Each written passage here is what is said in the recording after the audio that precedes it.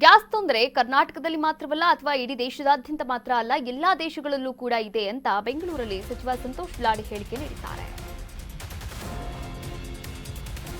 Gas ತೊಂದರೆ ಎಲ್ಲಾ ದೇಶಗಳಲ್ಲೂ ಇದೆ. ಬೆಂಗಳೂರಲ್ಲಿ ಸಚಿವ ಸಂತೋಷ್ ಲಾಡ್ ಹೇಳಿಕೆಯನ್ನ ನೀಡಿದ್ದಾರೆ.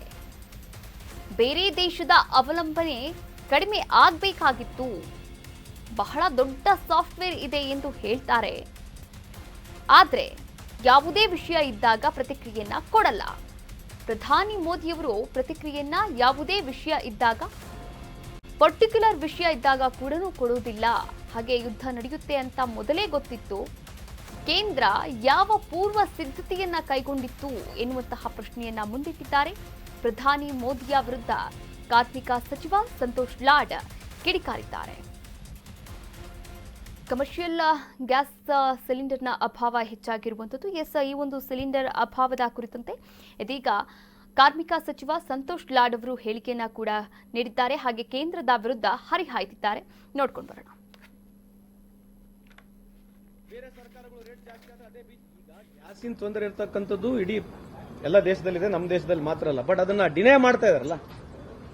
ಎಲ್ಲ ದೇಶದಲ್ಲಿ ಸಮಸ್ಯೆ ಇದೆ. Obviously we are depending on other countries. Dependency ಕಮ್ಮಿ ಆಗಬೇಕಾಗಿತ್ತು.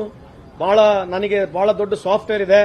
ನಾನು ದೇವರು ಕೊಟ್ಟಿರ್ತಕ್ಕಂಥ ಸಾಫ್ಟ್ವೇರ್ ಯಾವ್ದು ಸಣ್ಣ ಸಾಫ್ಟ್ವೇರ್ ಕೊಟ್ಟಿಲ್ಲ, ನನಗೆಲ್ಲ ಬಹಳ ದೊಡ್ಡ ಸಾಫ್ಟ್ವೇರ್ ಕೊಟ್ಟಿರತಕ್ಕಂತ ಹೇಳಿರ್ತಕ್ಕಂಥ ಮೋದಿ ಸಾಹೇಬರು. ಈಗ ನಾವು ಯಾಕಾಗಲೇ ಪದೇ ಪದೇ ಮೋದಿ ಸಾಹೇಬ್ರಿಗೆ ಹೇಳ್ತೀವಿ ಅಂತಂದ್ರೆ, ಯಾವುದೇ ಇಶ್ಯೂಗಳು ಬಂದಾಗ ಅವರು ಇದ್ರ ಹೊರಗಡೆ ಉಳ್ಕೊಂಡ್ಬಿಡ್ತಾರೆ. ಈಗ ರೇಟ್ ಜಾಸ್ತಿ ಆಗಿದೆ, ಇದ್ರ ಬಗ್ಗೆ ಪ್ರತಿಕ್ರಿಯೆ ಕೊಡಲ್ಲ. ಬೇರೆ ಸರ್ಕಾರಗಳು ರೇಟ್ ಜಾಸ್ತಿ ಆದ್ರೆ ಅದೇ ಬಿಜೆಪಿ ಅವರು ಬಂದು ಹಿಗ್ಗಾಮುಗ್ಗ ಬೈತಾರೆ. ಇವೆಲ್ಲ ರಿಯಲಿಸ್ಟಿಕ್ ಆಗಿ ನಾವು ಎಕ್ಸೆಪ್ಟ್ ಮಾಡ್ಕೊಂಡು ನೋಡಬೇಕಾಗಿದೆ. ಬಟ್ ಈ ಸಂದರ್ಭದಲ್ಲಿ ವಾರ್ ಆಗುತ್ತಂತ ಗುರ್ತಿದೆ, ವಾರ್ ನಡೀತದಂತನೂ ಮಾಹಿತಿ ಇದೆ. ಸೊ ಕೇಂದ್ರ ಸರ್ಕಾರ ಏನ್ ಪ್ರಿಕಾಷನ್ ತಗೊಂಡಿರ್ತಕ್ಕಂಥದ್ದು ಒಬ್ಬ ಮಿನಿಸ್ಟರ್ ಬಂದು ಹೇಳ್ತಾ ಇಲ್ಲ. What is a precaution taken by any central government leader?